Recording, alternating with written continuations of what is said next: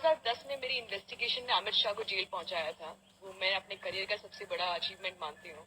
भले ही अमित शाह आज कंट्री के रूलिंग प्रेसिडेंट हैं, रूलिंग पार्टी के प्रेसिडेंट हैं, लेकिन मेरे लिए उनको जेल पहुंचाना is one of the biggest achievements of my career so far. तो उसके बाद उनके जेल जाने के बाद मुझे लगा कि ऐसी बहुत सारी चीजें हैं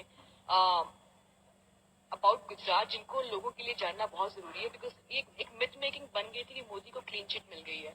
और मेरा ये हमेशा से कहना है कि मोदी को क्लीन चिट वाली जो मिथ मेकिंग है उसको खत्म होना चाहिए, बिकॉज वो कभी एक्यूज नहीं थे केस में। तो इसीलिए मैंने ये डिसाइड किया कि मुझे अंडर कवर जाना चाहिए। तहलका की मुझे पूरा सपोर्ट था। तो मैंने 26 साल की थी मेरी उम्र उस वक्त, और तो उस वक्त मेरी एक दोस्त रहती थी लॉस एंजलिस में, वहाँ की फिल्म इंस्टीट्यूट कंजर्वेटरी में काम करती थी वो। तो मैंने वहाँ का आई कार्ड मैंने मंगवाया, किसी तरह बनवा लिया, फेक पासपोर्ट बनवा लिया, फेक ड्राइविंग लाइसेंस, सारे डॉक्यूमेंट्स बनवा लिए। और मैंने 8 महीने एक ऐसी और लड़की की जिंदगी जी है। सिर्फ मैथिली त्यागी बनी नहीं थी मैं, बल्कि उसकी जिंदगी जिया है मैंने।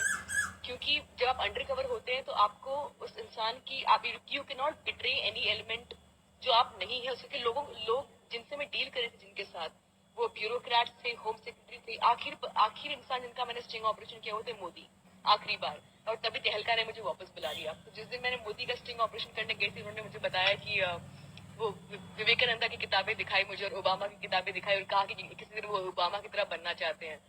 तो ये सब हुई, और उसी दिन तहलका ने मुझे वापस बुलाया कहने की बताने के लिए कि इन्वेस्टिगेशन नहीं होगा, खत्म हो जाएगा। बिकॉज उनको भी लग रहा था कि हमने शुरू किया था एक छोटे लेवल पे, जहां मैं छोटे छोटे ऑफिसर से बात करने गई, फिर मैं कमिश्नर तक पहुंच गई, फिर होम सेक्रेटरी तक पहुंच गई, फिर अमित शाह तक पहुंच गई, और फिर मोदी तक जब मैं पहुंची तो इनको अंदाजा हुआ कि मैं बहुत ज्यादा घुस चुकी हूँ इस इन्वेस्टिगेशन में। और शायद तहलका को एक बार बंद किया जा चुका था जब बंगारू लक्ष्मण पे उन्होंने स्टिंग ऑपरेशन किया, तो उनको लगा था एक बार फिर ऐसी कुछ होगा, मोदी पावर में आ रहे थे, तो उन्होंने डिसाइड किया कि ऑपरेशन को जो है अबॉर्ट कर देंगे। लेकिन उस वक्त तक मुझे बहुत कुछ मिल चुका था। मैंने गुजरात की होम सेक्रेटरी का स्टिंग किया था, commissioner of police, intelligence chief, deputy general of police, जो टॉप ऑफिसर्स इन गुजरात की, उन सबका स्टिंग ऑपरेशन किया। मेरी बॉडी पे at any given point of time 6 camera होते थे, जिनको मैंने डिवाइस करवाया था। मेरे कुर्ते में, मेरी डायरी में, मेरे पेन में, मेरी वॉच में, हर जगह एक वॉच होता, एक कैमरा होता था, जिसको मैंने 8 महीने तक मैंने एकदम सिस्टम में एंट्रेंच हो गई थी। मतलब मैं उन्हीं के सिस्टम का हिस्सा बन गई थी। मुसलमानों की बुराई करना, माइनॉरिटीज की बुराई करना, आरएसएस की तारीफ करना, आरएसएस की आइडियोलॉजी की तारीफ करना, उस आइडियोलॉजी को अपनी लाइफ में रिफ्लेक्ट करना।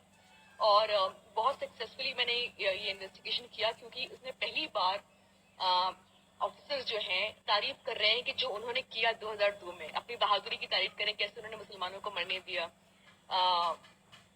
कैसे जब एहसान जाफरी को मारा जा तो उनको अच्छा लगा, और उन्होंने ये एहसान जाफरी को जब उन्हें उसी से कोई दिक्कत नहीं थी। कमिश्नर ऑफ पुलिस मुझसे कहते हैं कि मुसलमानों ने 2 बार मारा, हमने 1 बार मारा, बहुत हमारी जो छाती है वो चौड़ी हो गई। हरेन पंड्या मर्डर में जो इन्वेस्टिगेटिंग ऑफिसर है, हरेन पंड्या बहुत बड़े राइवल थे मोदी के, उनका अचानक मॉर्निंग वॉक पे गया और उनको मार डाला गया। इल्जाम ये लगा था कि मुसलमान बच्चों ने मारा उनको, लेकिन बाद में जो इन्वेस्टिगेटिंग ऑफिसर ने बताया कि उनका मर्डर जो है मोदी और अडवाणी ने की कंप्लिसिटी की वजह से हुआ था, वो इन सबका इन्वॉल्वमेंट था। आइडली इन सब खुलासों के बाद इंडियन मीडिया को बहुत बड़ा कैंपेन करना चाहिए था। एसआईटी जो इन्वेस्टिगेट कर रही है उसे टेप्स मांगने चाहिए थे मुझसे, लेकिन ऐसा कुछ हुआ नहीं। मेरे बुक लॉन्च पे हिंदुस्तान के सारे एडिटर और जर्नलिस्ट मौजूद थे, कांग्रेस पार्टी, कम्युनिस्ट पार्टी, जितने पॉलिटिकल पार्टीज हैं उन सब के लीडर्स मौजूद थे मेरे बुक लॉन्च पे। लेकिन अगले दिन एकदम सन्नाटा था, किसी ने कुछ नहीं कहा, क्योंकि मोदी पावर में आ चुके थे। और लेकिन मुझे ये डर था कि मेरी किताब आने के बाद शायद मोदी गवर्नमेंट एक इंजंक्शन लाएगी किताब को डिस्ट्रीब्यूट नहीं होने देगी। लेकिन उन्होंने बहुत स्मार्टली प्ले किया, क्योंकि अगर मेरी किताब पे बैन लग जाता तो लोग और पढ़ते उसे, क्योंकि एक टेंडेंसी है कि जब आप किसी चीज को बैन करते तो लोगों के अंदर वो हो जाती है कि इसे पढ़ा जाए किसमें क्या है। तो उन्होंने they killed it by silence. लेकिन एक अचीवमेंट मेरे लिए ये रही है कि लोग कहते हैं कि how do we believe you. I tell them कि अब तक जिन जिन लोगों का मैंने स्टिंग ऑपरेशन किया है, दे आर द टॉप, सबसे टॉप लेवल के लोग हैं। अब तक कोई मुझे कोर्ट लेके नहीं गया कि ये लड़की झूठ बोल रही है, जिसने किताब में जो लिखा है झूठ बोला है। It is not fact.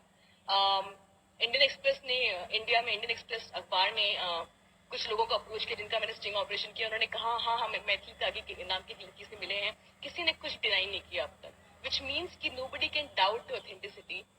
मेरे पास टेप्स पड़े, लेकिन मैं उन टेप्स को लॉन्च इसलिए नहीं कर रही हूँ because they were not made for TRP, they were made for justice. So I am waiting for the SIT to approach me. If not, तो एक तो अगले साल तक my lawyers will approach the supreme court to petition reinvestigation to the Gujarat riots and the fake encounters.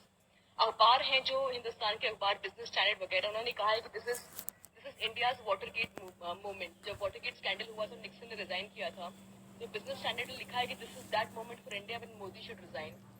इस साल नवंबर में Johannesburg में एक अवार्ड सेरेमनी हो रही है, ग्लोबल इन्वेस्टिगेटिव जर्नलिज्म नेटवर्क, जिन्होंने पनामा पेपर्स रिलीज किया था पूरे वर्ल्ड में. It is the biggest investigative journalism body in the world and they are awarding Gujarat files as the top book of the year. For me that is a big achievement. It's the final is basically accepting and acknowledging that it is one of the biggest journalism investigative journalism books. Hindustan के सारे editors ने मुझे phone किया बताने के लिए कि इस खबर के बाद मोदी को आइडियली स्टेप डाउन कर देना चाहिए, लेकिन उनके हाथ बंधे हुए हैं, वो कुछ नहीं कर सकते हैं. हिंदुस्तान के सबसे बड़े एडिटर्स जो मेरे दोस्त हैं, सब मुझे फोन करके शाबाशी दे रहे हैं, लेकिन उनमें से किसी की हिम्मत नहीं है कि ओपनली कुछ बोले. हालांकि एक सपोर्ट मेरे लिए जो रहा है, सबसे बड़ा सपोर्ट रहा है, वो रीजनल मीडिया का. एंड तो